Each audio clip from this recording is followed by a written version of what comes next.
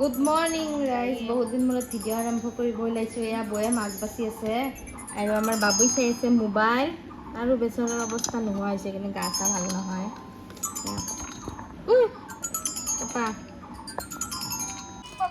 মই বহুত দিন ভিডিঅ' দিব পৰা নাই, কাৰণ মোৰ মুখৰ অৱস্থা দেখিছে, মই একদম বেয়া হৈ গৈছোঁ। আৰু এয়া হাতৰ বেণ্ডেজ খোলাই নাই, মানে মোৰ হাতখন আজি 20 দিনমান হ'ল। ঘটনাটো মই ক'ম বাৰু কি হৈছে। মোৰ হাতখন এতিয়া মই ভালকৈ ভাল পোৱা নাই। সৌ হাতখন যিহেতু এনেকুৱা হৈ আছে, গতিকে ভিডিঅ' চিডিঅ' দিবা একেবাৰে মন নাছিল। আজি ভাবিছোঁ লং ব্লগ এটা দিম বুলি। তাৰপিছত এতিয়া বাহিৰতে বহি আছোঁ, বৈধ্য গৰম। তাৰপিছত মুখৰ অৱস্থা নাই, এইবিলাক কিবা জহৰণ চহৰণ উঠি গৈছে। তাৰপিছত এতিয়া বহি আছোঁ আৰু আচলতে বহুত দিনৰ পৰা মই ঘৰতে আছোঁ আৰু মানে প্ৰায়ভাগ বিচনাত থাকোঁ। কাৰণ মানুহৰ এখন হাত যেতিয়া বহুত বেছি চলাচল নহ'ব, কেনেকুৱা অৱস্থা হয় বিষত। তাৰপিছত মানে কি হ'ল, এনেকুৱা টাইমতে 1মান বজাত দুপৰীয়াৰ মে'ৰ 21 তাৰিখে মই মানে এনেকৈ চোতালত বাবুক বহুত দেৰি লৈ আছিলোঁ। হঠাৎ পাকঘৰত আহিবলগীয়া হ'ল কিবা এটা কামৰ কাৰণে। পাকঘৰত মই আহিম বুলি লগতে মানে আমাৰ যিখন পাকঘৰ স্লেব, তাতে মানে মই পিছল খাই পৰিলোঁ। বেছি জোৰেও পৰা নাই, অকণমানকৈ এনে পৰোঁতে মানে মই হাতখনেদি এনেকৈ ডাইৰেক্ট চিধাকৈ মানে মাটিত ধৰিব খোজোঁতে তলৰ পকীত পৰি পেলাই মানে হাতখনৰ এই এলব'টো, সৌ হাতখনৰ এই এলব'টো মানে ছাইড হৈ গ'ল, সম্পূৰ্ণ ডিছল'কেট হৈ গ'ল। তাৰপিছত সম্পূৰ্ণ ছাইড হৈ যোৱাৰ পিছত মোৰ হাতখন বেকা হৈ গ'ল। তাৰপিছত ঘৰত সেইদিনাখন কোনো নাই, আৰু আমাৰ দাদাহঁতেতো গুৱাহাটীতে থাকে, মাও নামলৈ গৈছে, বৰদেউতা বা মাজুদেউতাহঁতৰ ফেমিলি মানুহ এনেকৈ নাই সেইদিনাখন। তাৰপিছত বৰদেউতা সৰু দাদা সেইখিনি টাইমতে আহি পালে ক'ৰবাৰ পৰা। আহি পোৱাৰ পিছত আমাৰ গাড়ী চলোৱা দাদাজনক ফোন কৰিব দিলোঁ। এনেকৈ খাই বৈ টেবলেট খাই মানে ফাৰ্মাচীৰ পৰা টেবলেট আনিব দিলোঁ। গাড়ী চলোৱা দাদাজনে আহি পালে। হঠাৎ এনেকৈ দৌৰা দৌৰিকৈ মেডিকেল গ'লোঁ।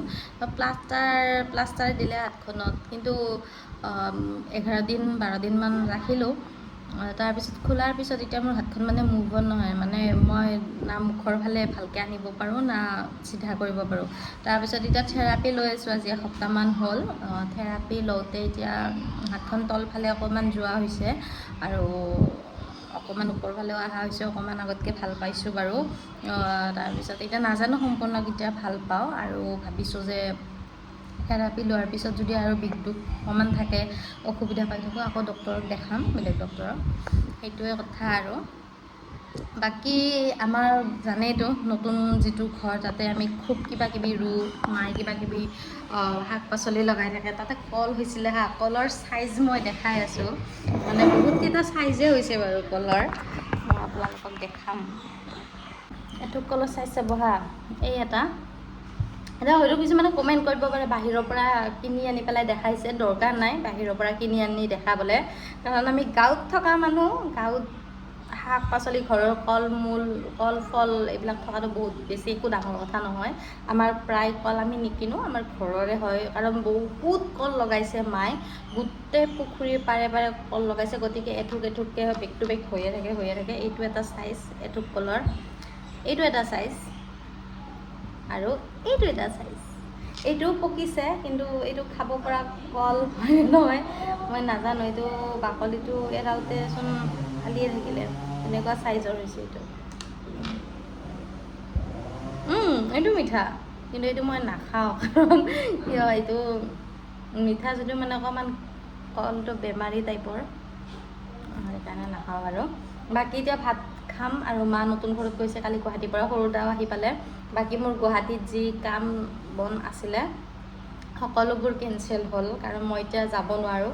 12 তাৰিখে মোৰ ইভেণ্ট এটা আছে, তো 12 তাৰিখে যাম। ইভেণ্টটো আপোনাৰ 13 হয়তো 14 তাৰিখে হ'ব। মই দুদিন এদিন যাওঁ, কামৰ দুদিন এদিন আগতে পৰাপক্ষত যাওঁৱে। বাকী মোৰ যিটো মন আকাশৰ পৰি গীত আছিলে, আপোনালোকে চাই কেনেকুৱা পালে নাজানো, আৰু কোনে কোনে চোৱা নাই চাব। মন আকাশৰ পৰি এছামিছ চং, ধুনীয়া, খুব ধুনীয়া গীত এটি। আৰু মই বেহাৰবাৰীখনতো কৰিলোঁ, আৰু এতিয়া থিয়েটাৰৰ লগতো কথা পাতি আছোঁ। নাট্য দল এটাৰ পৰা বিচাৰি আছে, কিন্তু নাট্য দলৰ লগত মোৰ কাম সেনেকৈ কৰাত অলপ অসুবিধা। তাৰপিছত বাকীটো যি কাম বন আছিলে সকলো এতিয়া বন্ধই কৰি দিলোঁ। আৰু এইটো মোৰ মানে হাতখন সেনেকুৱা হোৱাৰ লগতে মানে হাতখনৰ শিৰ যে থাকে, শিৰ বাগৰিছে মানে হাতখনৰ, মানে ইফাল সিফাল বেছি কৰিব নোৱাৰোঁ। সেইকাৰণে মোৰ কিবা ঠাণ্ডা পৰাৰ কাৰণে পটি এটা লগাই দিছে ভিতৰত, তাৰপিছত ভিতৰত কিবা পটি এটা লগাই বাহিৰত এনেকুৱা মানে হেৰি কৰি দিছে আৰু কাপোৰ বান্ধি দিছে। তথাপিতো আগতকৈ বহুত বেছি মই ভাল পাইছোঁৱেই বাৰু। বাকী আকৌ দেখাই আছোঁ। বাকী ফল মই নাখাওঁ বাৰু, ফল মূল আছে কিন্তু খাবলৈ মন নাই। আমটো খাই খুব ভাল পাওঁ, কিন্তু আমটো ডক্টৰেও অকণমান টেঙা চেঙা খাবলৈ মানা কৰিছে।